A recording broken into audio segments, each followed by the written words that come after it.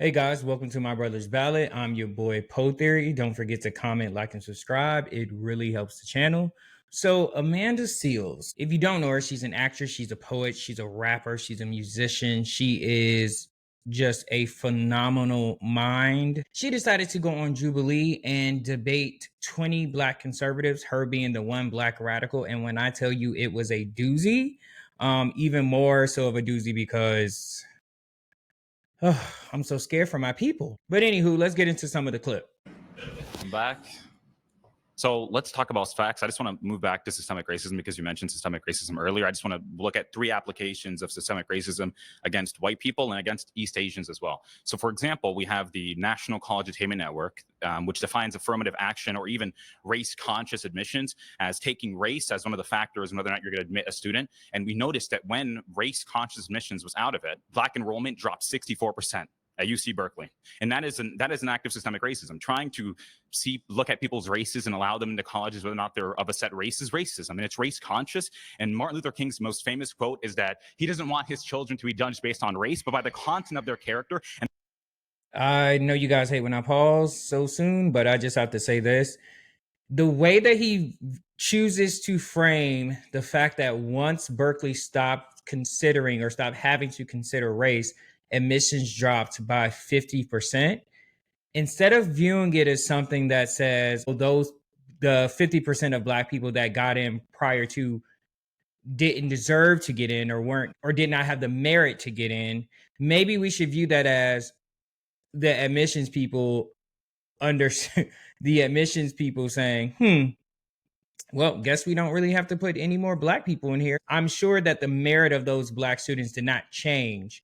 They just no longer were required to put black people in their colleges anymore. The content of people's characters also includes merit.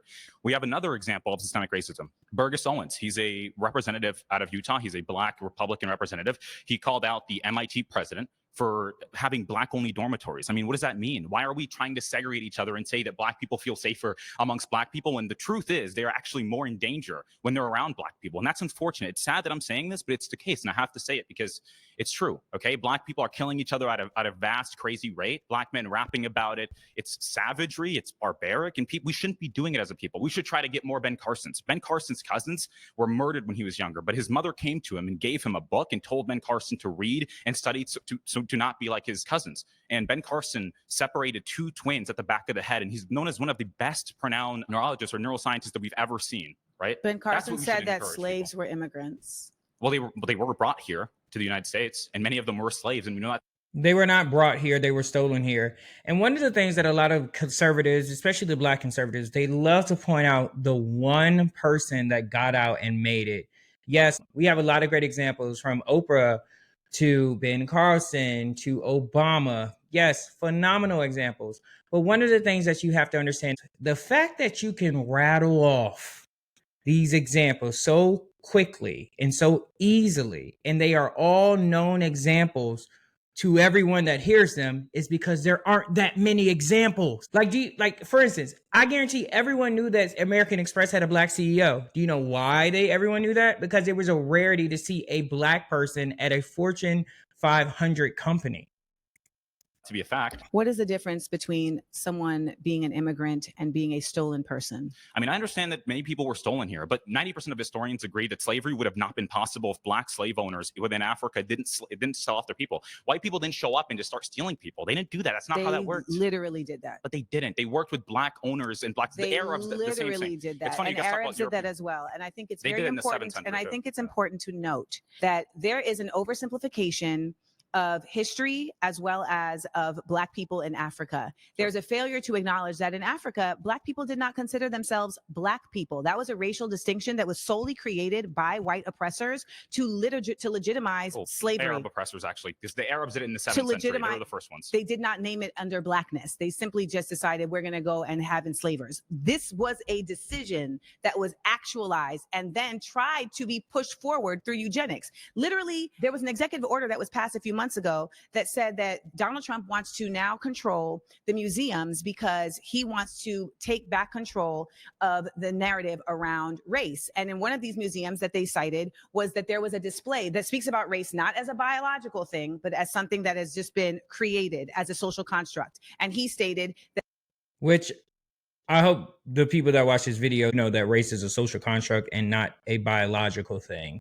Correct expression of race, that race is biological. But it is biological. Like let's look at our phenotypical traits, the nose differences, the hair texture. It's a biological thing. Baby. Sure, there's a social concept, but there's biological differences that exist. You're very convicted in your lack of information around these things. Race and ethnicity are two different things, okay? Ethnicity is where you're from. Race is literally something that was created to put people into categories of caste, to put people into categories of oppression. Race is not something that you are. Race is something that was bestowed and put upon you. That's racism, not race. Race is simply the aggregation. Race is literally something that was created and put upon you. And I want you to listen. I know some of these kids don't even look like they were alive during 9/11. But to not understand that race is a construct blows my brain. To not understand the difference between ethnicity and race, just like my ethnicity, I am African. But in America, I am Black. That is my race. Listen to me as somebody who has studied this, who has a master's in African American Studies from the Institute for Research in African American Studies at Columbia University. I want you to understand very clearly that race is not something that is biological. There is literally look at the differences.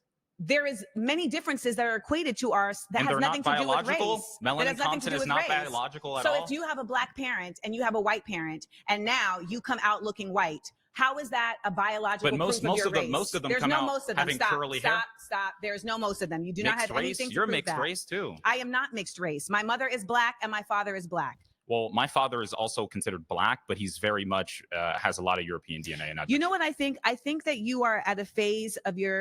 Doesn't that contradict? My father is viewed as Black, but he has a lot of European blood in him. So that would go to show that race is a construct. Learning where you are a contrarian, and I look forward to seeing your development, because I have a feeling that you're actually going to flip the script eventually, because you are somebody that definitely is grounded in wanting to learn facts and wanting to learn the truths of things. However, you're currently still stuck in an indoctrinated space that is tricking you into thinking that you are something that you are not. You are a Black person who is literally having to receive the results of racism, but ultimately you are of an ethnicity that has thrived in spite of it. And that is where we really exist from. And that is where our resilience comes from in spite of systemic racism. I think our resilience is happening now. I think growing, understanding the real problems, not going out and trying to protest against, you guys don't ever do this. KTS. You guys don't ever do that. KTS, who is you guys? Members of the Black community that want to hold people accountable, especially Black people. Do you see this? Do you see the color of this boy's skin? Talking about you guys, like this poor thing. But when you get to hear his background, you're like, oh, wow. So KTS was shot 60 times outside of Cook County, Chicago. How many BLM members came out? You earlier said BLM is about referring to me as you guys. Okay, that's fine. So, for example, we had a really good example of this where it's not a police, because I remember you said. Where are you from? Where am I from? What do you mean by that? Like, what state am I from? Where was I born? Where do you live right now? I live in Florida. I was born in Angola, though. I was born in sub-Saharan Africa. Okay. Where did you grow up for most of your time? In Maine. I lived in North America. In Maine. Yes. And what is the population of Black people in the town that you're from? It's really extremely low, but I grew up around Black people, and there's a Black community where I lived. And that Black. Do you see what I'm saying? You are not from America trying to speak on the Black American experience. You then, when you came to America, you went to Maine.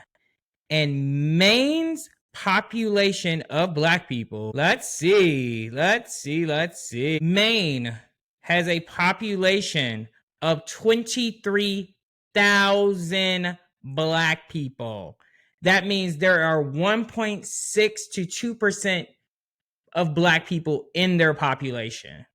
I don't think that he is the person to be speaking about the Black experience and how Black people interact with each other and how Black people should deal with each other. Then he moves to Florida. Community that you lived in. Did they teach you about Black history in the United States? Like, are your parents Black American? Yeah, my mom is Black. My father is Black. No, I'm asking, were they born in the United States? No, because I wasn't born there. Oh, so you guys are all from Angola? Yes. But again, I like I told you earlier, right? In terms of people like KTSJ that were shot, BLM doesn't come out for them. Do you see how he wanted to go right back to that point? And she's about to mop him. There is something so bothersome to me when immigrants that look like me come over here and try to turn their nose up at Black Americans by using the same tropes that America has put on Black people for years. Being lazy, we are extremely violent. You come over here and parroting those same things as if they don't look at you the same way because you feel like you're different. And guess what? You're not different. And I remember you earlier said, think it's really hold on, can I please finish? You earlier said that BLM is worried about police, but when Daniel Penny choked out the man that we all know was causing violence on that subway train. He was not causing violence. He was threatening people. Causing disruption is not causing violence. He was threatening people. Causing disruption is not causing violence. And the people there helped him also. And we know that he helped them. I don't know what that has to do with BLM. Random people on a train is not Black Lives Matter. BLM showed up for that. They did. Showed up for what? He is basically saying that that young man should have lost his life, which he did lose his life, for yelling and screaming, being violent. I'm glad Amanda checked him and said he actually was not being violent. He was causing a disruption. There's a difference. BLM showed up threatening white people, saying that they were going to go get white people. Now they BLM did. protested. BLM New York. BLM protested. Where did you get that from? You see, your sources are not. You're not able to cite your sources. Please go sit down. Yeah, that's the truth. It's not the truth. It's not the truth. It's not the. Nothing you say is actually the truth. Nothing. You're not even American. You're not even a Black American. As the daughter of an immigrant, it is imperative that Black people from other places understand the disparate difference that they exist from Black people in the United States. It is not the same, period. And ultimately, the best effort that we can do as a diaspora is to lead in understanding, not in judgment. So when I am talking to somebody from Sudan, from the Congo, from Angola, I am listening to understand their experience, not to undermine it. And I refuse to allow anybody from Grenada, from Angola, from any other place to come and try to undermine the experience of Black Americans. Bars. Do you hear me? Bars. And exactly what she just said. It blows my brain that a lot of immigrants, especially immigrants of color, will come here and parrot the same talking points that a lot of white supremacists do in this country. Just to let you know, if it weren't for the Black Americans, the civil rights movement, you would not be able to come here. You would not be able to have citizenship if it weren't for us. So understand the shoulders that you stand on before you open your mouth and parrot the same things that our oppressors, because now you're here and they will soon be your oppressors as well. All right, guys, I hope you enjoyed that video. Don't forget to comment, like, and subscribe. Peace.